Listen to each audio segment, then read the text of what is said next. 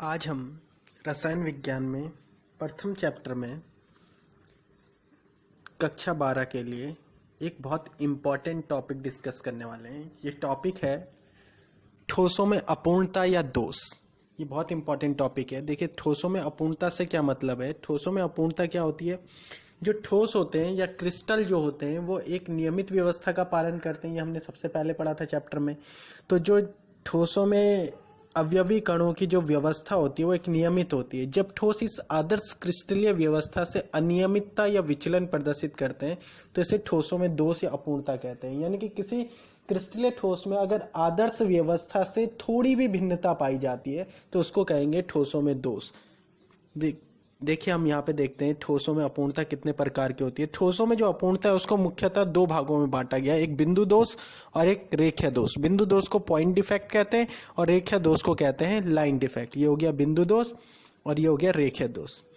अब देखिए, बिंदु दोष क्या होता है? जब कोई भी क्रिस्टल है या कोई यौगिक है उसमें जो परमाणु होता है उसके चारों और अन्य परमाणुओं के व्यवस्था में अगर आदर्श व्यवस्था से भिन्नता पाई जाती है, अनियमितता पाई जाती है तो इसे बिंदु दोष कहते हैं। यानी किसी परमाणु के चारों ओर जो अन्य परमाणु उपस्थित है उन परमाणुओं की अनियमितता या विचलन, किससे? आदर्श व्यवस्था से विचलन क्या कहलाता है? बिंदु दोष कहलाता है। देखिए, यहाँ पे एक डायग्राम दिखा रहा हूं।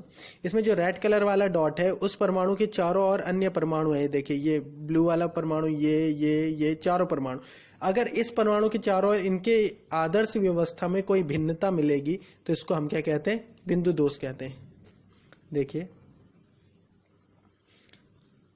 ये परमाणु इसके चारों ओर अगर भिन्नता आ जाती है, जैसे ये हो गया, यहां देखिए, इसमें देखिए ये परमाणु, दूसरा परमाणु आ गया, ये सारे अलग अलग परमाणु, यहाँ पे येलो कलर का अलग से परमाणु आ गया, तो ये अशुद्धता दोष हो गया एक प्रकार का। इसमें क्या हो गया? इन परमाणु के चारों तरफ क्या हो गई? भिन्नता हो गई। यहाँ से एक परमाणु गायब हो गया, यहाँ पे वैकेंसी बन गई।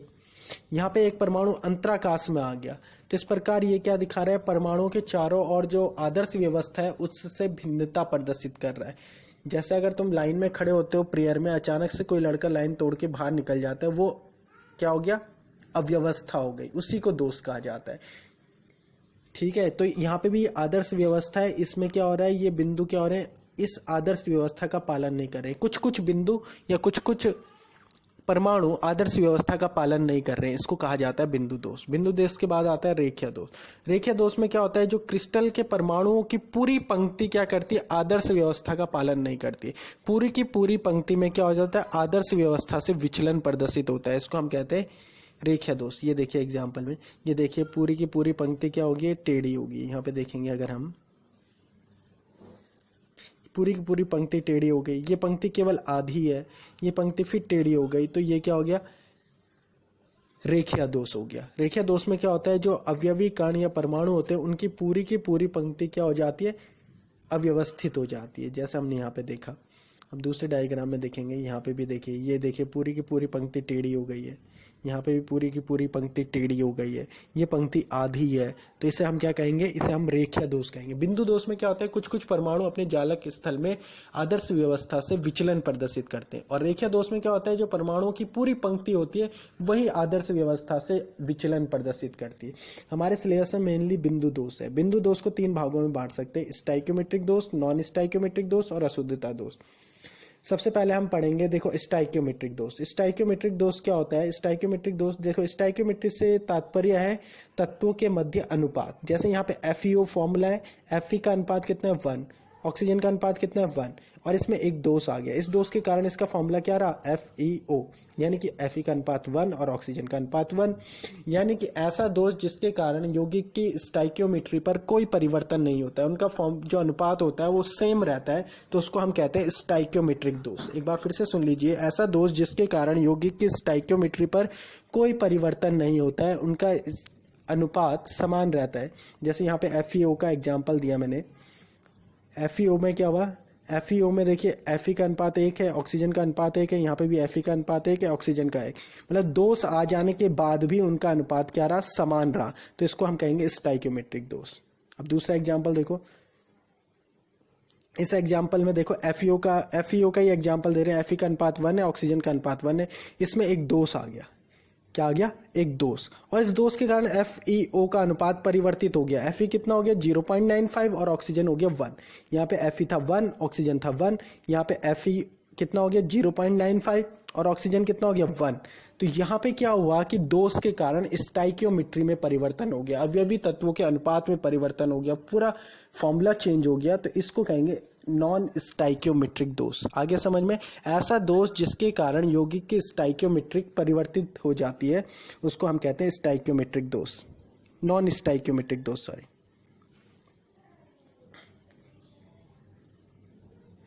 अब यहां देखिए स्टाइकियोमेट्रिक दोष। स्टाइकियोमेट्रिक दोष क्या होते हैं? स्टाइकियोमेट्रिक दोष ऐसे दोष होते हैं जिनके कारण यौगिक की स्टाइकियोमेट्री में कोई परिवर्तन नहीं होता है। ऐसे दोष को हम क्या कहते हैं? स्टाइकियोमेट्रिक दोष कहते हैं।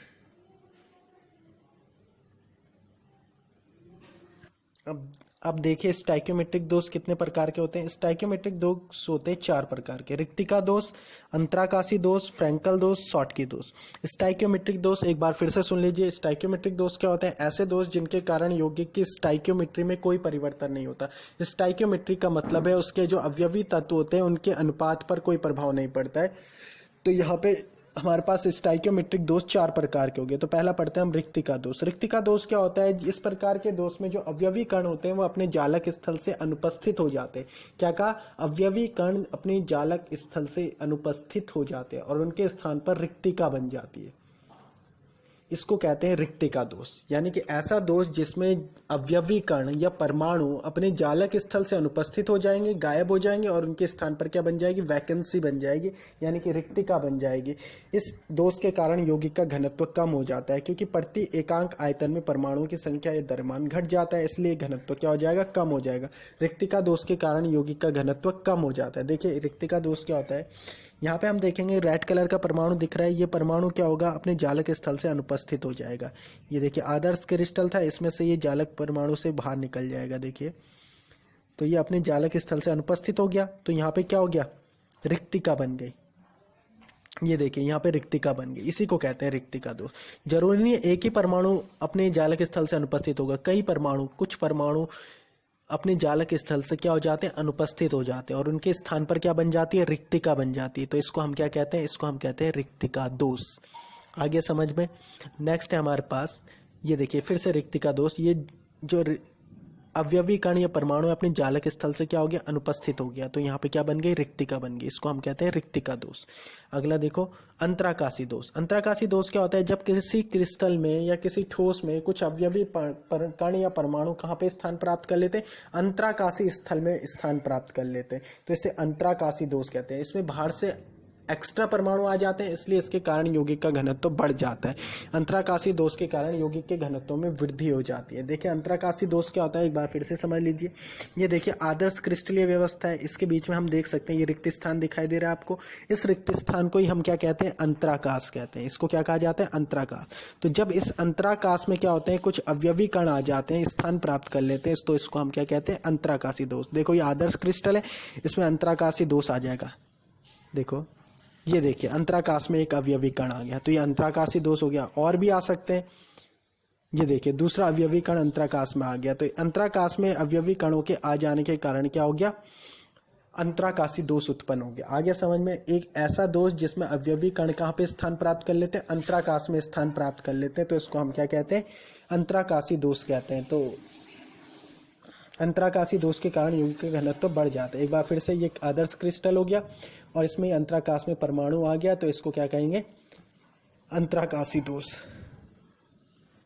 नेक्स्ट देखो, देखिए रिक्तिका दोष और अंतराकाशी दोष को ऊष्मागतिकीय दोष भी कहते हैं। ऊष्मागतिकीय दोष क्यों कहते हैं? क्योंकि ये दोष गर्म करने पर, ताप बढ़ाने पर उत्पन्न होते हैं। अगर हम किसी यौगिक का ताप बढ़ा देंगे, अगर हम किसी यौगिक का ताप क्या करते हैं? बढ़ा देते हैं, तो क्या होता है? अंतराकाशी दोष उत्पन्न हो जाता है, रिक्तिका दोष उत्पन्न हो जाता है। ताप बढ़ाने में कुछ परमाणु अपना जालक स्थल छोड़ के गायब हो जाते हैं, वहां पर रिक्तिका बन जाती है, इस कारण रिक्तिका दोष उत्पन्न हो जाता है।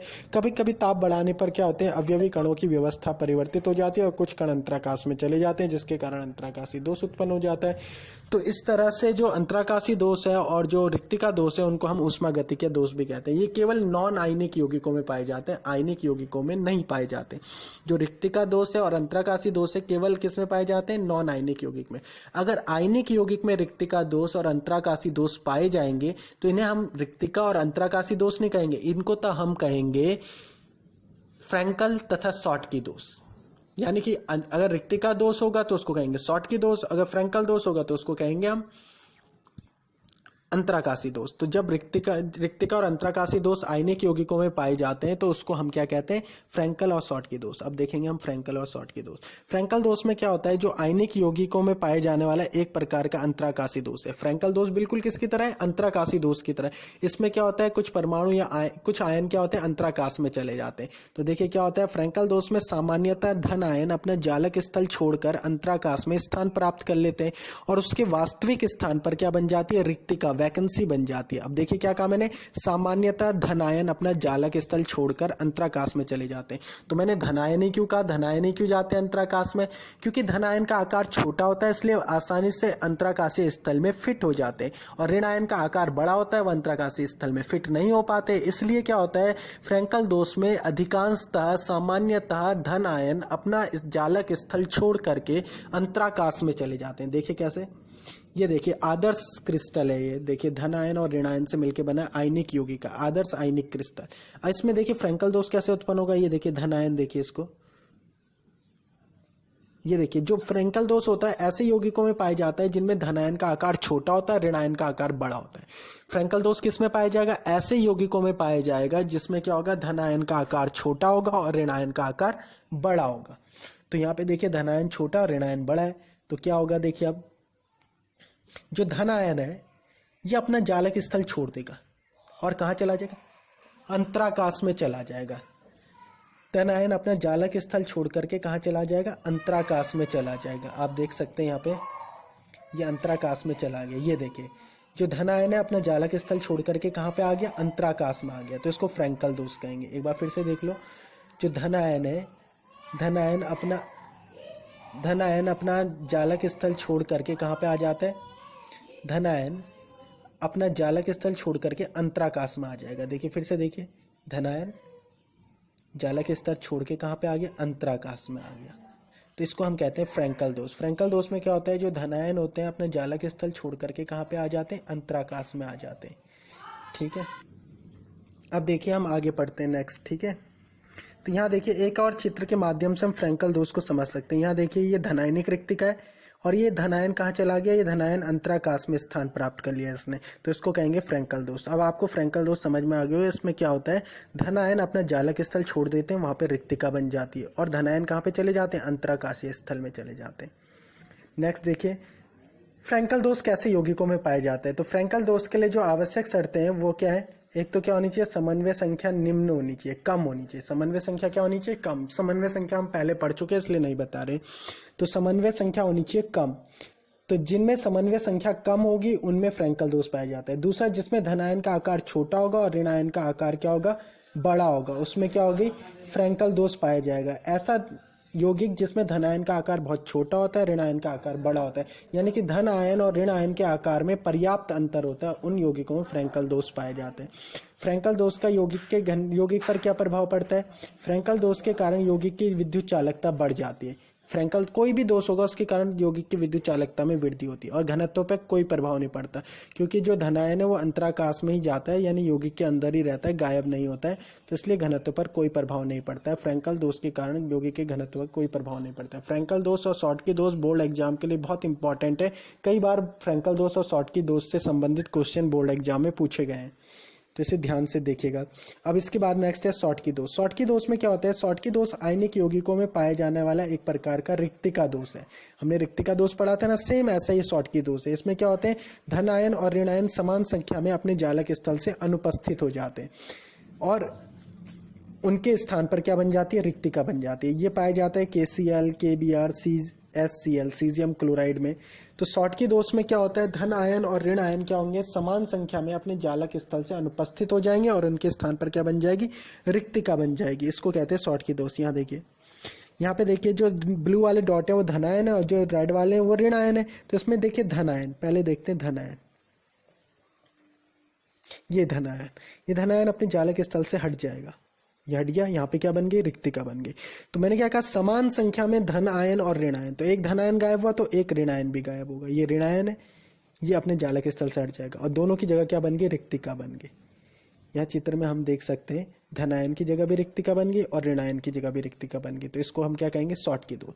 तो शॉर्टकी दोष में क्या होता है, धन आयन और ऋण आयन समान संख्या में अपने जालक स्थल से क्या हो जाते हैं, अनुपस्थित हो जाते हैं। तो इससे हम क्या कहते हैं, शॉर्टकी दोष कहते हैं। शॉर्टकी दोष कैसे यौगिकों में पाया जाता है, एक और एग्जाम्पल देख लीजिए शॉर्टकी दोष का। ये देखिए धनायन गायब हो गया, इसकी जगह रिक्तिका बन गई। ये ऋणायन गायब हो गया, इसकी जगह रिक्तिका बन गई। शॉर्टकी दोष कैसे यौगिकों में पाया जाता है, शॉर्टकी दोष ऐसे यौगिकों में पाया जाता है जिनमें समन्वय संख्या अधिक होती है। फ्रैंकल दोष किस में पाया जाता है, जिनमें समन्वय संख्या कम होती है। और शॉर्टकी दोष ऐसे यौगिकों में पाया जाएगा जिनमें समन्वय संख्या अधिक होगी। फ्रैंकल दोष ऐसे यौगिकों में पाया जाता है जिनमें धनायन छोटा ऋणायन बड़ा होता है। लेकिन शॉर्टकी दोष ऐसे यौगिकों में पाए जाते हैं जिनमें ऋणायन और धनायन का आकार लगभग बराबर होता है। तो शॉर्टकी दोष ऐसे यौगिकों में पाया जाएगा जिनमें समन्वय संख्या क्या होगी, अधिक होगी, और ऋण आयन और धनायन का आकार लगभग बराबर होगा। अब शॉर्टकी दोष का यौगिक पे क्या प्रभाव होता है, शॉर्टकी दोष के कारण यौगिक पे क्या प्रभाव होता है, यहाँ देखिए शॉर्टकी दोष के कारण यौगिक का घनत्व कम हो जाता है और विद्युत चालकता क्या होती है, बढ़ जाती है। नेक्स्ट देखिए, ये शॉर्टकी और फ्रैंकल दोष बहुत इंपॉर्टेंट है, इस पे कई क्वेश्चन आए। शॉर्टकी और फ्रैंकल दोष पे अंतर आता है, इनकी परिभाषा लिखने के लिए आती है। कभी कभी आता है किस दोष के कारण पदार्थ के घनत्व कम हो जाता है, या शॉर्टकी दोष का पदार्थ के घनत्व पर क्या प्रभाव पड़ता है। इस तरह से कई क्वेश्चन पूछे जाते हैं इन दोषों पे। अब नेक्स्ट हम देखेंगे नॉन स्टाइक्योमेट्रिक दोष। नॉन स्टाइक्योमेट्रिक दोष मैं पहले बता चुका हूँ, अभी स्टार्टिंग में मैंने बताया था। नॉन स्टाइक्योमेट्रिक दोष ऐसे दोष होते हैं जिनमें जो अवयवी कण होते हैं, वो जो जिनके कारण क्या होता है, यौगिक की या पदार्थ की स्टाइक्योमेट्री में कोई परिवर्तन हो जाता है। ऐसे दोष जिनके कारण यौगिक या पदार्थ की स्टाइक्योमेट्री क्या हो जाती है, परिवर्तित हो जाती है, यानी उनका अवयवी तत्वों का अनुपात क्या होता है, परिवर्तित हो जाता है। उनको हम क्या कहते हैं, स्टाइक्योमेट्रिक दोष कहते हैं। ये दो प्रकार के होते हैं। देखिए, एक होता है धातु आधिक्य दोष और एक होता है धातु न्यून दोष। पहले हम पढ़ेंगे धातु आधिक्य दोष। धातु आधिक्य दोष क्या होता है, ऐसे दोष जिनमें क्या होगी, धन आयनों की संख्या ज्यादा होगी और ऋण आयनों की संख्या कम होगी, उसे हम कहते हैं धातु आधिक्य दोष। धातु आधिक्य दोष से क्या मतलब है, ऐसा दोष जिसमें धन आयनों की संख्या ऋण आयनों की संख्या की तुलना में अधिक हो जाती है। अगर किसी आयनिक यौगिक में धन आयनों की संख्या ऋण आयनों की संख्या की तुलना में अधिक हो जाए तो इसे क्या कहा जाता है, धातु आधिक्य दोष। तो धन आयनों की संख्या दो प्रकार से ज्यादा हो सकती है, यानी कि धातु आधिक्य दोष दो प्रकार से उत्पन्न होते हैं। एक ऋणायनिक रिक्तिका के कारण धातु आधिक्य दोष और एक अतिरिक्त धनायन के अंतराकाश में आ जाने के कारण धातु आधिक्य दोष।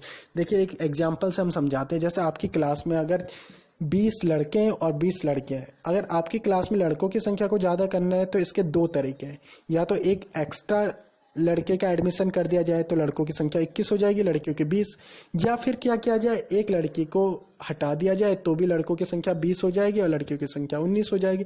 इसी प्रकार से अगर लड़कियों की संख्या को ज़्यादा करना है तो सेम कर सकते हैं, एक लड़की का बाहर से एडमिशन कर सकते हैं या फिर एक लड़के को बाहर कर सकते हैं। तो उसी प्रकार से धन आयनों की संख्या ज़्यादा करने के लिए दो मेथड है, या तो ऋणायनिक रिक्तिका यानी ऋणायन को बाहर कर दो, या फिर अतिरिक्त धनायन को अंदर लेके आ जाओ। तो जो धातु आधिक्य दोष है वो दो प्रकार से उत्पन्न हो सकता है, या तो ऋणायनिक रिक्तिका के कारण या अतिरिक्त धनायन के अंतराकाश में आ जाने के कारण। तो पहला हम पढ़ेंगे ऋणायनिक रिक्तिका के कारण धातु आधिक्य दोष। ऋणायनिक रिक्तिका के कारण धातु आधिक्य दोष क्या होता है, जब किसी यौगिक में एक या अधिक ऋण आयन अपने जालक स्थल से अनुपस्थित हो जाते हैं और उनके स्थान पर ऋणायनिक रिक्तिका बन जाती है।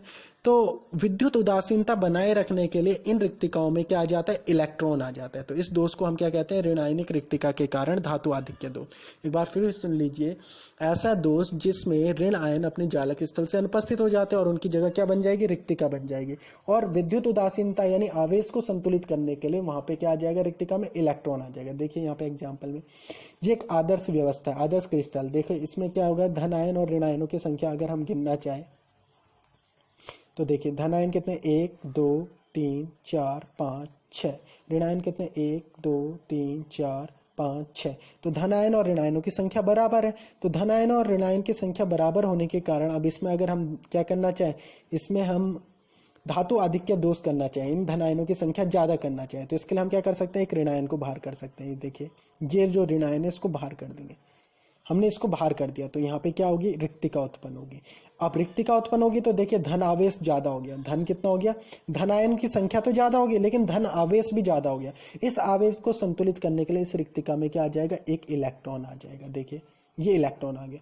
अब देखिए धन आयनों की संख्या तो अभी भी ज्यादा है, लेकिन आवेश बराबर है। आवेश देखो 1 2 3 4 5 6, 6 प्लस आवेश है और 6 ही क्या है, माइनस आवेश है। लेकिन धन आयन कितने, 6, और ऋण आयन केवल कितने, 5।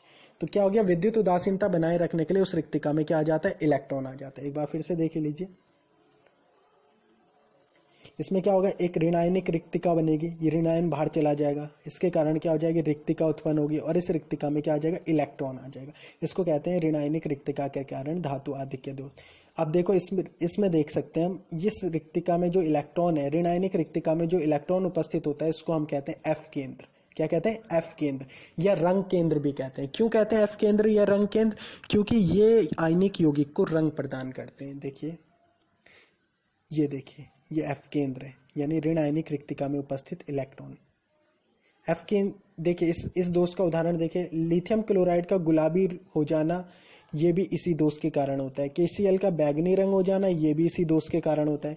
अब नेक्स्ट देखेंगे एफ केंद्र या रंग केंद्र। एफ केंद्र क्या है, अभी बताया था, ऋण आयनिक रिक्तिका में अगर कोई इलेक्ट्रॉन अध्यासित हो जाता है, यानी आ जाता है, ऋण आयनिक रिक्तिका में उपस्थित इलेक्ट्रॉन को हम क्या कहते हैं, एफ केंद्र या रंग केंद्र कहते हैं। और एफ केंद्र आयनिक यौगिकों को रंग प्रदान करता है, इसलिए इसे रंग केंद्र भी कहते हैं।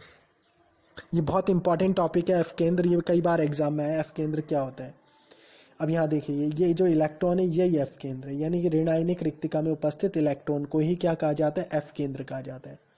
नेक्स्ट देखिए, अतिरिक्त धन आयन के अंतराकाश में आ जाने के कारण धातु आधिक्य दोष। ये दूसरा प्रकार का धातु आधिक्य दोष है। इसमें क्या होता है, अतिरिक्त धन आयन अंतराकाश में आ जाते हैं और विद्युत उदासीनता बनाए रखने के लिए बगल वाला जो अंतराकाश है उसमें इलेक्ट्रॉन आ जाते हैं। क्या कहा, अतिरिक्त धनायन कहाँ पे आ जाते हैं, अंतराकाश में, और विद्युत उदासीनता बनाए रखने के लिए क्या होता है, बगल वाले अंतराकाश में इलेक्ट्रॉन स्थान प्राप्त कर लेते हैं। यहाँ देखिए, यह आदर्श क्रिस्टल है, इसमें धनायन और ऋणायन बराबर है। अब देखिए इसमें क्या होगा, धनायनों की संख्या बढ़ जाएगी।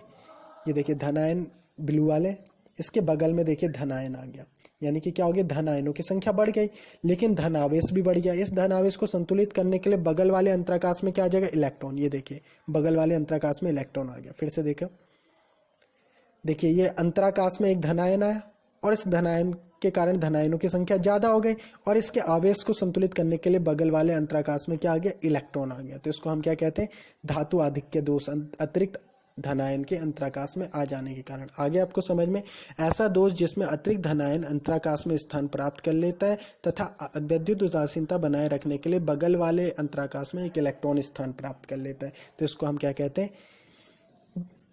अतिरिक्त धनायन के अंतराकाश में आ जाने के कारण धातु आधिक्य दोष कहते हैं। अगला देखिए, ये एग्जाम्पल, ये देखिए धनायन अंतराकाश में आ गया, इसके आवेश को संतुलित करने के लिए एक इलेक्ट्रॉन भी अंतराकाश में आ गया, तो ये हो गया धातु आधिक्य दोष।